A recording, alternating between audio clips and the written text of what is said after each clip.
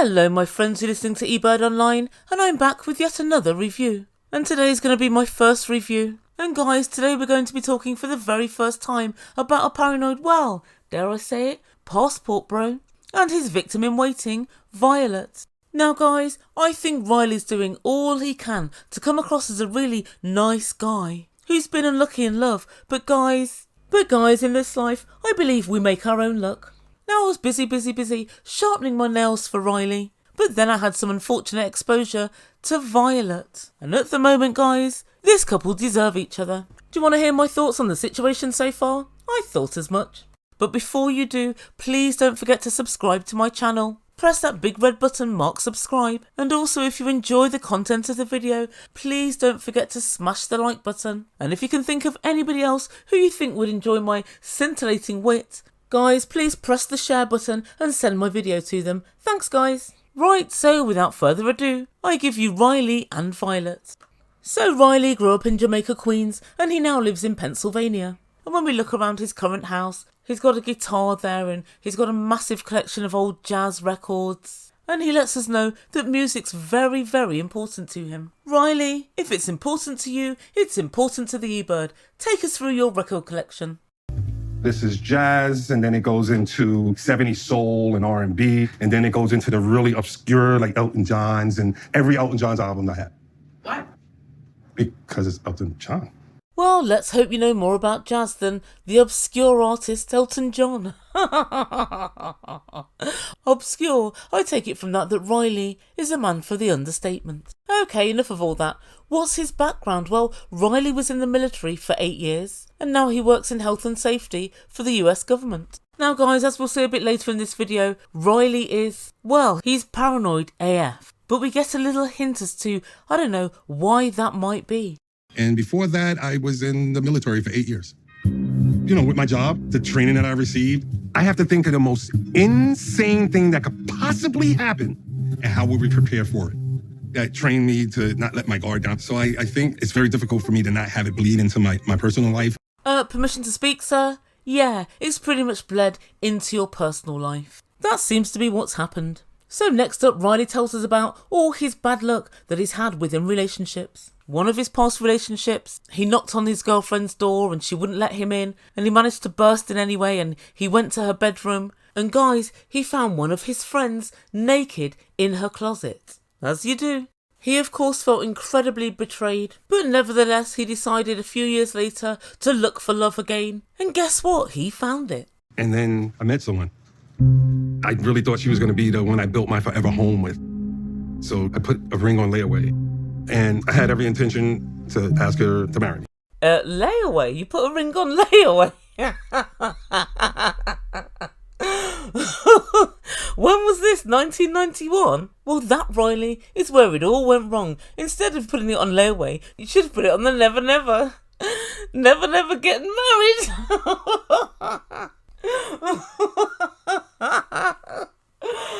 Oh guys, I haven't heard about layaway for about, I don't know, 30 years. But then guys, one day she said she was going to Philly to pick something up and she never came back. Again, it all sounds quite strange. Why would she just disappear? And then one day she said, oh, I'm going to go to Philly to get some stuff or whatever. And she just never came back. A couple of phone calls here and there. She gives me her reasons, but they didn't make sense. And it was it. She was just gone. There's somewhat of an absence of information here. A couple of phone calls here and there. Okay. She gives him her reasons, but they didn't make sense. So Riley, she didn't just disappear. She left you, she ended the relationship, and she told you the reasons. Maybe you didn't like them, but it's just the normal end of a relationship. And Riley neglects to tell us what her side of the story was. What were the reasons that she said she left? He just said, well, a couple of reasons didn't make sense. But nevertheless, Riley tells us he was in an extremely dark place. He was very lonely.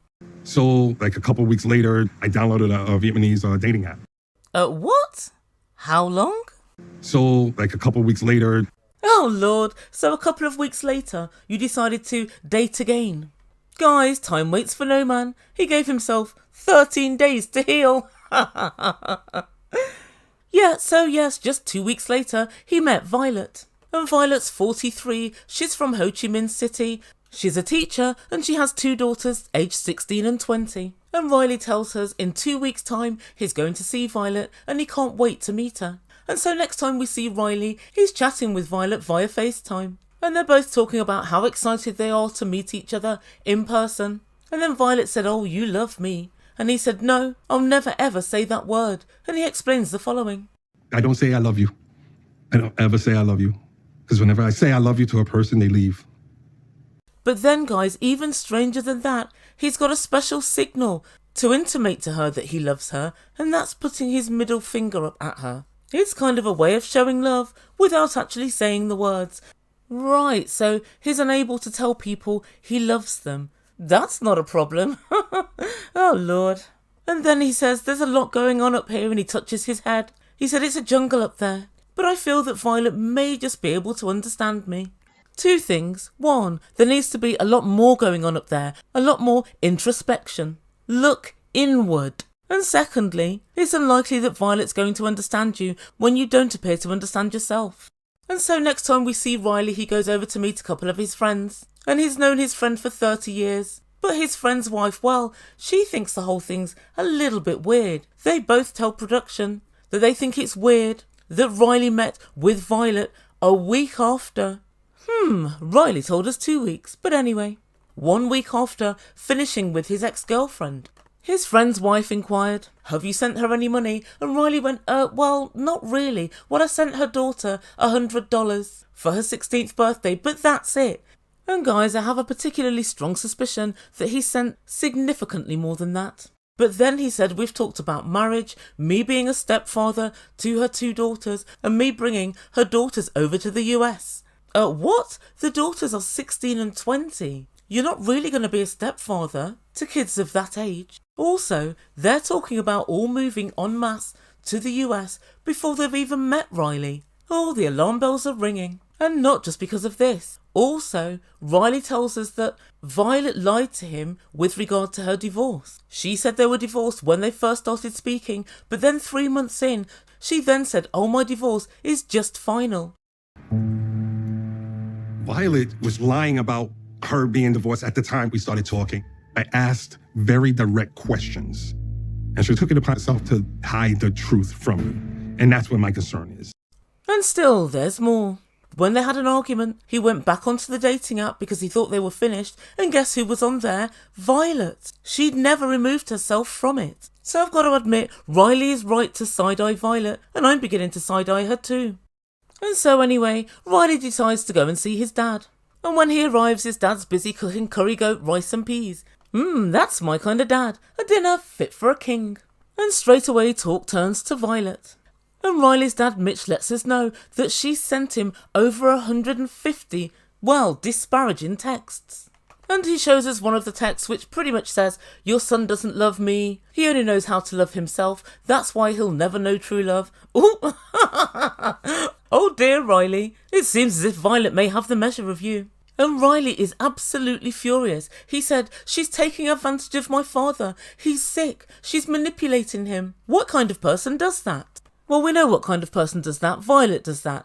And I've got a feeling you're going to do nothing about it. So apparently she had his dad's number when she wished him well after he had COVID last year.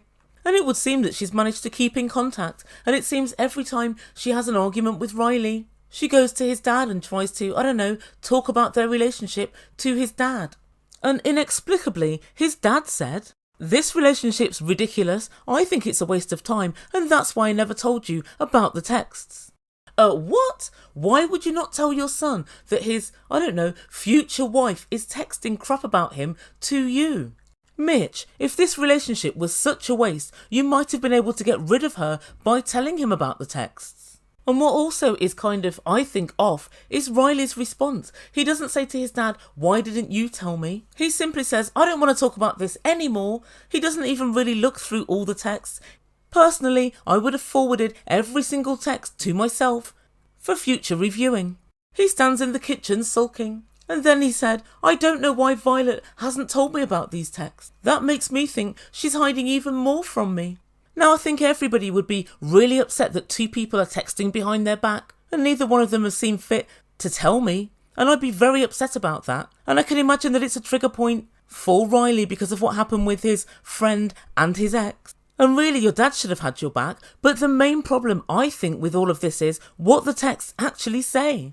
She's never met you, and she's already concluded that you only love yourself and that you're incapable of loving somebody else. And that's a big red flag, because if she already thinks this, why does she want to be with you? Oh yes, that's right, the good old green card. It doesn't sound as if she's in love with you to me. That's what you should be focusing on, Riley. It seems to me, guys, that Riley, in his relationships, consistently misses big red flags.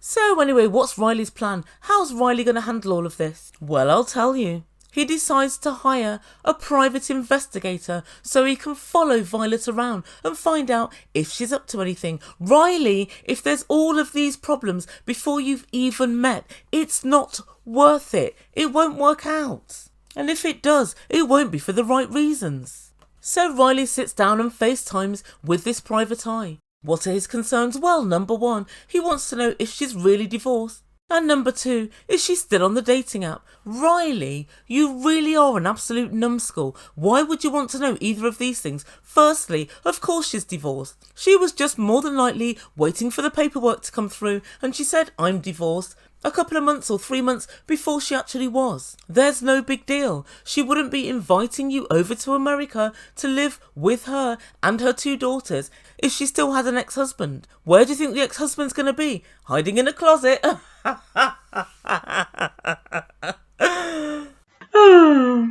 And the second thing he wants to know is she still on a dating app? Well, one, you don't need a private eye to find that out. You can look yourself. But then also, if she is still on a dating app, it wouldn't be that surprising. One, you've fallen out many, many times. And two, you've never actually met in person. For all she knows, you might not even turn up. For all she knows, you might be the bloke that's from Barbados, pretending to be Carmella. She doesn't actually know who you are. So it wouldn't surprise me if she's still hedging her bets on finding another American, whilst she's waiting to see if this relationship even takes its first faltering steps. Neither of these things do you need a PI for, I can tell you that. So the PI tells Riley he's going to get in the car and follow her and find out if she's got another relationship. I guess that's quite a good idea. And Riley seems excited at the prospect.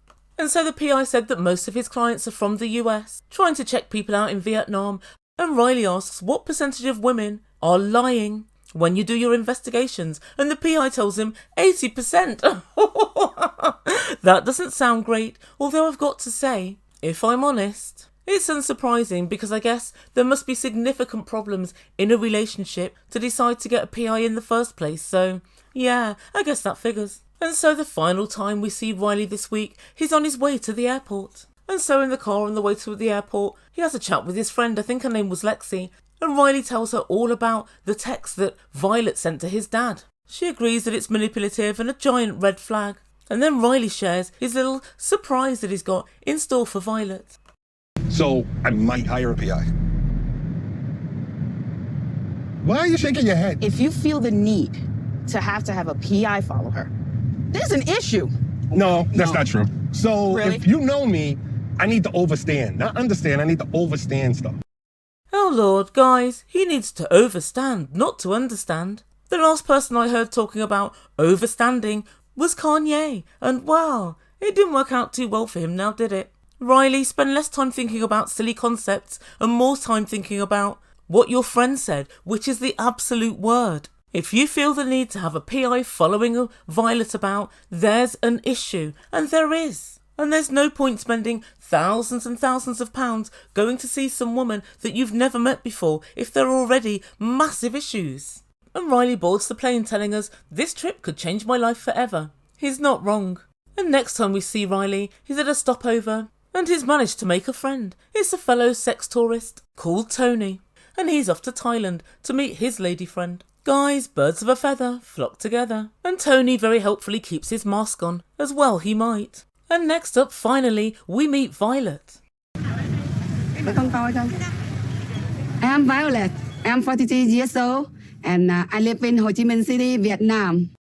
Hi Violet. And it's a shame for Violet she didn't decide to bring this face to our TLC screens. Violet tells us she's a sweet woman and and we see her arguing about the price of vegetables in the market, and she casually tells us she doesn't like to date Vietnamese guys anymore because she finds them too patriarchal. She's very strong and independent, so she figured why not just date a foreigner to see if they're different. Violet, they're not. Oh dear. Guys, she's very hopeful that Riley, who doesn't really trust women and was in the army for 8 years, turns out to be a card-carrying feminist. It's possible, I guess. Oh dear. Guys, at this point, there's every chance that Riley's a passport bro. So Riley goes to meet a group of her friends to celebrate her birthday and to tell them her big news.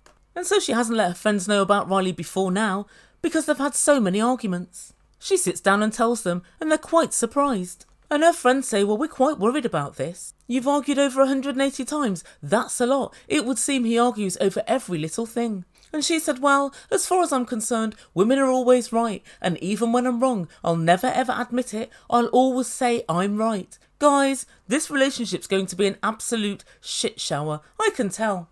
And then she tells production that she's very worried about the relationship because Riley always mistrusts her and asks her lots and lots of questions about the past. And the relationship will only work out if he lets the past go and concentrates on the present. Well, Violet, I can pretty much tell you, he's incapable. But guys, I've got a feeling that Violet doesn't take this relationship anywhere near as seriously as Riley does. I think if it doesn't work out, she's not going to be massively concerned. And that's where we leave things for this week. So guys, please let me know in comments down below, what do you think of this relationship? I think that Riley needs time to heal, and Riley should probably seek some sort of counselling to get over his past relationship traumas before setting out on any new relationships. He's extremely paranoid about things that he needn't concern himself with, but he doesn't seem to have focused on Violet's actual personality. She basically seems like she's an alpha female and she wants to run the relationship. From what we've seen so far, it would seem that their personalities are completely incompatible. So yeah, I'd love to hear what you think in comments down below. And also, what do you think the private eye will turn up? I think he'll discover that she's still online dating. And I think we're set for a big showdown between these two. So guys, let me know in comments down below and I'll get on with my next video. Thank you guys so much for listening. Please don't forget to like and subscribe and all of that good stuff. And I'll see you very soon. You've been listening to Ebird Online and I bid you good day.